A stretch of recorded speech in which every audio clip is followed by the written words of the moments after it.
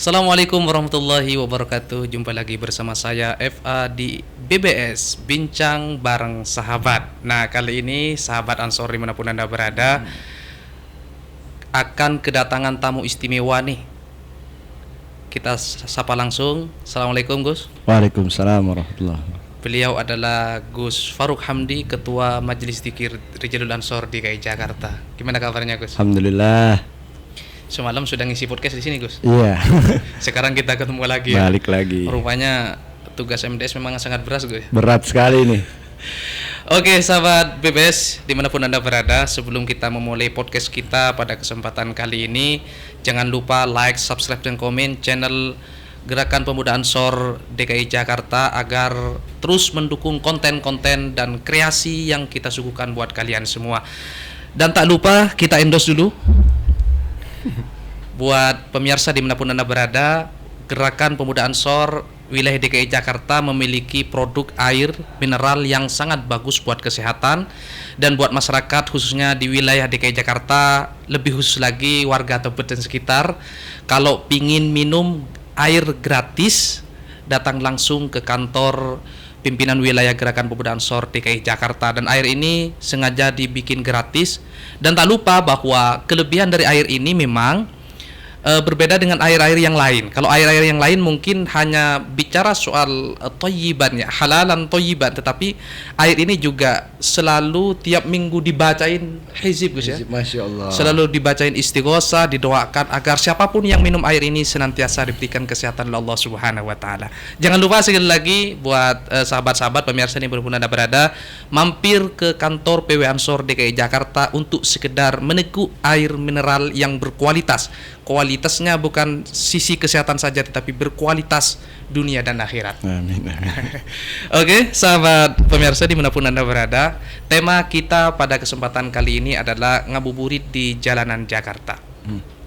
Kita ketahui bahwa ngabuburit di jalanan Jakarta ya, dan juga kota-kota lain mungkin sangat digembari oleh para remaja kaum milenial, di mana biasanya mereka setelah menjelang berbuka mereka pada turun di jalanan nih. Nah, tetapi memang kehadiran mereka di jalanan membuat jalanan di Jakarta macet. Dan yang paling membuat hati kita tersentuh ya, ada beberapa berita ya, kalau kita himpun dari beberapa media sosial, mulai dari tahun 2015 sampai 2023, setiap masuk bulan suci Ramadan selalu terjadi tawuran ya, diakibatkan oleh banyaknya remaja-remaja yang berkumpul di jalanan Jakarta. Nah, untuk membahas lebih detail dan lebih lanjut berkaitan dengan ngabuburit di jalanan Jakarta, kita langsung ke Gus Faruk. Gus, Iya. jenengan pernah ngabuburit nggak? Ya pernah lah. Ada Ada masa-masa muda ya. Sekarang kan masih muda. Apakah sudah insaf? Enggak. Di rumah. Kira-kira gini Gus, ngabuburit di jalanan Jakarta ini kan di satu sisi kan ada dampak positifnya ya, mungkin orang-orang jualan pada laku nih ya, kemudian syiar Ramadan juga kan, ketika masuk bulan Ramadan sambutan euforia masyarakat khususnya di DKI Jakarta sangat bagus.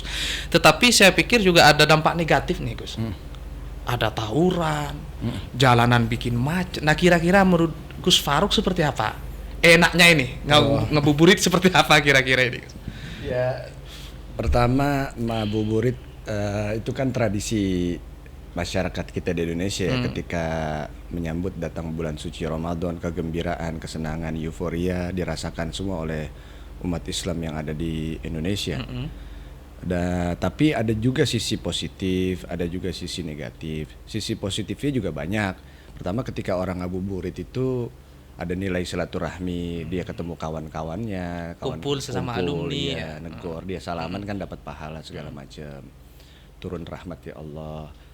Seperti yang tadi Ustadz Fauzan bilang juga, ada perputaran ekonomi, perputaran ekonomi umat, banyak orang yang dagang terus membeli takjil, ya itu jadi pusat. Ada nilai manfaat ya. Ada nilai manfaatnya gitu. Dan nilai negatifnya juga banyak. Ya seperti tadi tuh tawuran, ya kan? Tawuran di waktu sahur atau di waktu ngabuburit itu juga banyak juga diberitakan gitu. Betul. Kan. Jadi ada yang, tapi sisi negatifnya itu yang saya lihat di lapangan adalah banyak orang berduaan, boncengan yang bukan Muhrimnya. mahramnya, yang bukan mahramnya. Terus bahkan juga ada juga yang ikut ngabuburit tapi nggak puasa. Nih, ini kan susah juga nih. Sedangkan kita kan niatnya meramaikan bulan suci Ramadan. Itu. Oke, Gus. Nah, Ini kita masuk kepada segmen yang lebih detail ya tentang ngabuburit ya, biar sahabat-sahabat di luar sana terutama kalangan milenial paham betul ya Gus ya. Ada kawan-kawan kita di jalanan itu ngabuburit sambil ta'arufan, Gus.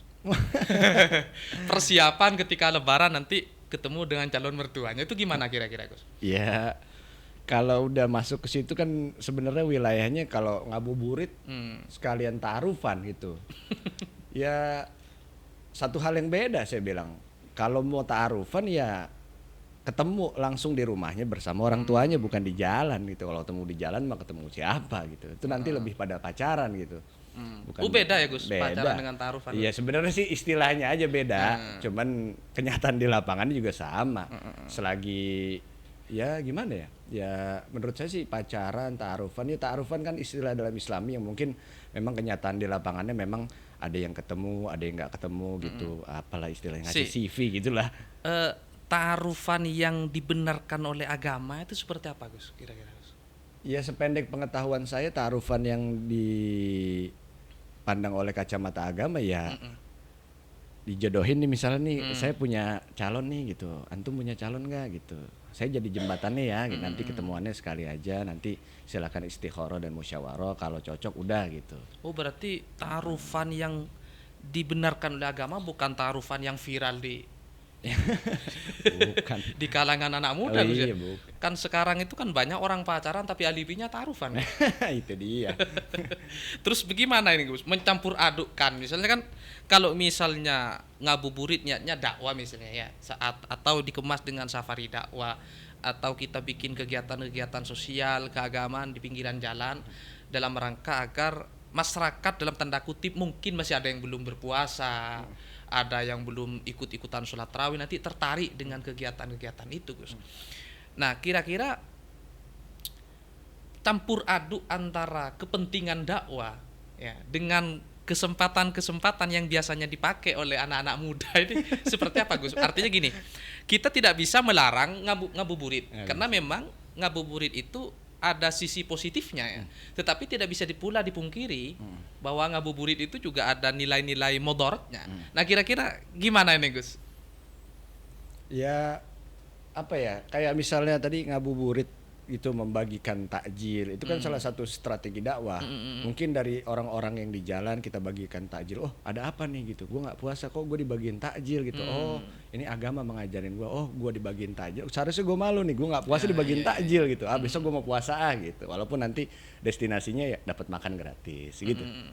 Jadi artinya sepandai-pandainya Iya, kita mengemas merancang dakwah kegiatan itu dakwah itu ya. Oke, kita kembali ke anak muda ini, Gus, karena Ansor ini kan masih milenial, Gus ya. Walaupun usianya sudah mau offset sebenarnya. Tetapi memang kecenderungan anak muda terutama di wilayah DKI Jakarta ini kan ketika masuk bulan suci Ramadan, entah dia puasa atau tidak, Gus ya.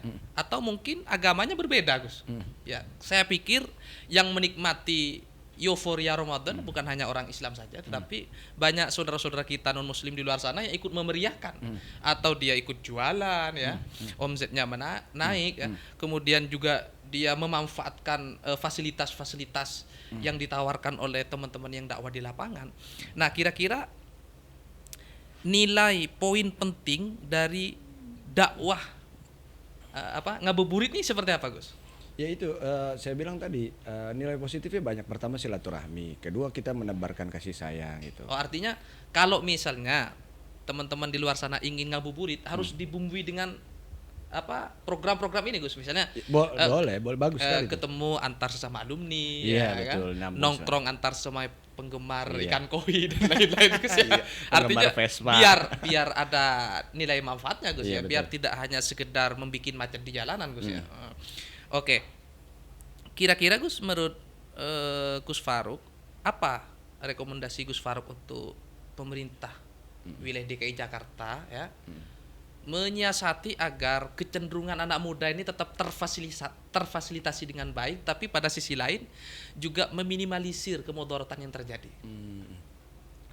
Saya kira ngabuburit tetap terusin ada gitu. Harus ada ya? Harus ada karena itu udah menjadi tradisi yang baik gitu kan. Tapi diisi dengan dakwah-dakwah di dalam ngabuburit. Contohnya kita punya misalnya strategi dakwah, kita isi dengan solawatan. Ada musik tapi isinya gitu, ada nada dalam dakwah lah kayak gitu. Ada yang solawatan. Jadi nanti orang tertarik, oh itu ada apa rame-rame, oh ternyata solawatan, ikut solawatan. Mereka juga dapat pahala kayak gitu. Oke. Ngomong-ngomong soal ngabuburit, rasanya tidak elok, tidak enak ya, kalau kita melupakan sahur on the road. Karena dua tradisi ini di Jakarta sangat semarak, Gus ya. Artinya memang sahur on the road itu juga menjadi kecenderungan anak muda di Jakarta, Gus. Kalau saya kan tinggal di wilayah Matraman, Gus ya. Biasanya jam 2 malam udah rame. Oh, udah rame kentong. Pada pukul beduk semua, Gus. Iya. Di satu sisi bermanfaat membangunkan kita untuk sahur, tapi pada sisi lain, terutama para dai yang dakwahnya tidurnya sampai dini hari ya, mungkin kalau bulan puasa tidurnya hanya sejam 2 jam, Gus. Ini sangat mengganggu. Nah, gimana ini, Gus? Iya, gimana ya? Ya sulit juga untuk mentarbiyahkan mensosialisasikan kepada mereka. Sebab itu kan banyak yang kayak begitu, banyaknya di kampung-kampung. Di gang-gang, muka gang masuk. Kalau di perumahan, di apartemen nggak ada ya? Hampir nggak ada itu. Kalau di sepanjang Sudirman Tamrin nggak ada. Iya. Tapi paling tidak nggak apa-apa lah selagi masih bisa terkontrol gitu kan bangunnya, atau satu jam sebelum waktu sahur. Waktu sahur jam 4, jam 3 udah mulai misalnya, atau 3:30 bangun sahur tasaharu fa innas sahur barokah gitu. Kayak gitu. Soalnya kalau pengalaman saya di kampung dulu ya, di Jawa Timur, itu biasanya dikasih waktu, Gus. Jam 10 malam tadarus sudah diselesaikan ya. Jam 3 baru boleh bangun sahur. Tetapi kalau saya amati di Jakarta, ya kan, susah ya. Saya tuh pernah pulang dini hari jam 2 malam, Gus. Itu sudah pukul beduk, sudah pukul beduk keliling. Ketika saya tanya, jawabannya mereka sangat bagus, saya pikir, Gus. Kalau saya mulai jam 3, katanya, saya tidak bisa membangunkan seluruh warga. Ternyata mereka muter tuh, Gus, keliling RT ke RT, dari jalan ini ke jalan yang sana. Tujuannya agar semua warga itu terbangun ketika menjelang sahur. Nah, bagi Gus Farouk sebagai ketua Rijulul Ansor DKI Jakarta, bagaimana sih mengedukasi anak-anak ini? Ya gimana ya? Itu kan masing-masing lingkungan punya kebijakan ya. Ada lingkungan yang membiarkan saja, artinya membiarkan ya udah biarin aja gitu, karena ini udah menjadi tradisi gitu kan, selagi nggak ganggu. Tapi juga harus kita pikirkan bahwa jam-jam segitu tuh masih jam orang tidur gitu. Sebab masih banyak yang memegang paham bahwa nanti sahur tuh ya mepet-mepet gitu, walaupun nanti ada masak dulu, ada beli lauknya dulu kayak gitu. Ya selagi tidak mengganggu orang banyak gitu kan, artinya ya sebaiknya dikasih spare waktu lah. Ya, kalau sahur yang menurut Nabi itu kan sahur seukuran 50 ayat kita baca Al-Quran sebelum datang waktu subuh. Ya, itu aja, ukur aja pakai itu. Berarti kalau 50 ayat sekitar 20 menit. Nah, mundurin dah 10 kalau menit. Baca ayatnya pelan gitu, memang pelan. Tapi kalau buru-buru cepat iya, kalau 50 ayat mah cepat. Oh, berarti sekitar 1 jam sebelum terbit fajar ya 1 jam sebelum azan subuh. Kalau di Indonesia kan ada imsak. Ada imsak, iya, karena untuk berjaga-jaga memasuki waktu subuh. Nah, kira-kira gimana nih, Gus? Anak-anak muda milenial ini yang ikut sahur on the road ini kan dari berapa banyak kalangan ya, bukan hanya kalangan santri saja. Artinya kegemaran mereka itu ada yang gemar main motor, ya kan, ada yang gemar nongkrong, ya kan, ada mungkin yang gaplean gitu. Main kartu. Iya, main kartu. Tetapi spirit mereka sebenarnya spirit Ramadan, Gus ya. Seandainya ada dai atau ada orang yang menyerukan agar tradisi-tradisi nongkrong mereka ini dikemas menjadi tradisi-tradisi yang lebih islami dan bermanfaat untuk masyarakat, Gus. Nah, kalau menurut Gus Faruk, bagaimana dengan anak jalanan ini, Gus? Yang mungkin besoknya tidak puasa, malam-malam ikut bangunin sahur, tapi siangnya malah nggak puasa. Itu gimana, Gus? Kira-kira, Gus? Balik kepada pribadi masing-masing ya. Yang jelas siar itu harus terus berjalan, terus ada gitu. Tinggal mungkin nanti Iya, tapi alangkah baiknya kalau sahur on road ya diganti aja di satu setempat gitu, kita undang anak yatim untuk sahur bareng di rumah kita. Iya, Itu iya. lebih efektif. Atau bikin ngaji bersama. Ya, ngaji bersama hataman dulu, baru sahur bareng. Baru sahur bersama. Oke, Gus, sebelum kita lanjut di sesi yang terakhir ini, Gus, kita minum dulu, Gus. Mari. Kita coba ya air Wah, yang disiapkan oleh pimpinan wilayah Gerakan Pemuda Ansor DKI Jakarta untuk seluruh masyarakat Jakarta, Gus. Kita cicipi dulu, Gus, walaupun belum ada labelnya, Gus. Iya. Tapi yang pasti halal ya. Halal, Halalan thayyiban ya. Halalan thayyiban mubarakan fi. Monggo diminum dulu, Gus. Bismillahirrahmanirrahim.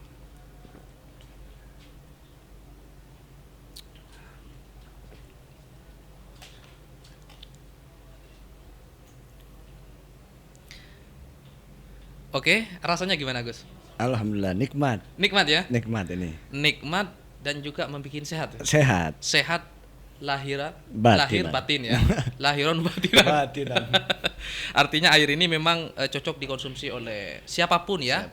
Jadi yang minum di tempat ini bukan hanya untuk umat Islam saja, tapi siapapun yang ingin menikmati suguhan yang disiapkan oleh Ansor DKI Jakarta untuk seluruh masyarakat DKI dan sekitar, silakan datang ke kantor PWG Ansor DKI Jakarta di Tebet.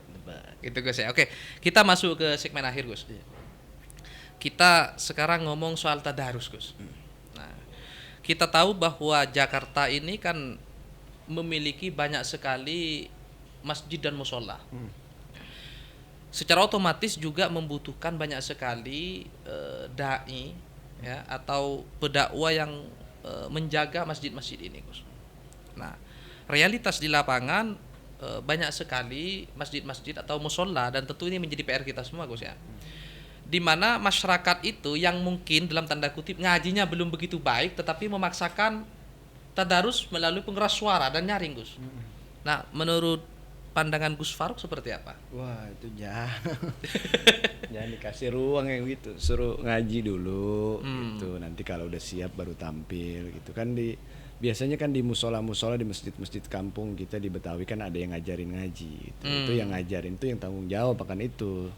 Artinya tokoh setempat, ulama setempat itu harus bertanggung jawab terhadap jamaah masing-masing gitu ya. Lagi pula kalau yang ngajinya masih orang Betawi bilang masih belentang-belentong, jangan pakai speaker dah. Iya. Artinya memang butuh edukasi ya untuk masyarakat ya. Mungkin saran dan pesan Gus Faruk untuk seluruh dai-daiyah di Jakarta ini seperti apa kira-kira biar tadarus kita ini semakin mantap dan puasa kita semakin khidmat, Gus? Saya kira yang pertama sebagai dai-dai terus untuk baca buku, baca kitab, ngaji lah terus untuk menggali terus, sebab kalau teko diisi air dituangin terus kan bakal habis gitu. Kita harus up to date gitu. Kalau ya tafaqahu fiddin kan fi'lul mudhari.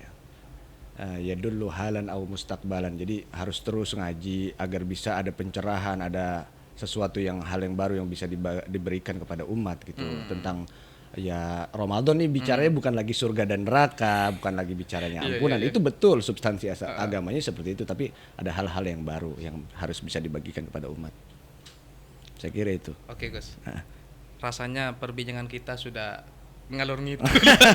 Sudah kemana-mana itu, tapi saya pikir pembincangan kita ini sangat bermanfaat ya. Insyaallah, terutama buat sahabat-sahabat di luar sana, terutama juga buat kalangan milenial, Gus, yang memiliki kecenderungan atau keinginan yang sangat beragam ya. Silakan berkreasi sesuai dengan kecenderungan dan kesenangan masing-masing, tetapi jangan lupa substansi atau nilai dari khidmat puasa ini harus terus dijaga begitu, Gus, agar puasa kita betul-betul berdampak positif baik secara sosial, ekonomi di dunia maupun di akhirat, Gus ya. Kita tentu berharap ya atas nama Gerakan Pemuda Ansor DKI Jakarta buat masyarakat di luar sana, terutama kalangan kelompok muda, ayo terus berkreasi.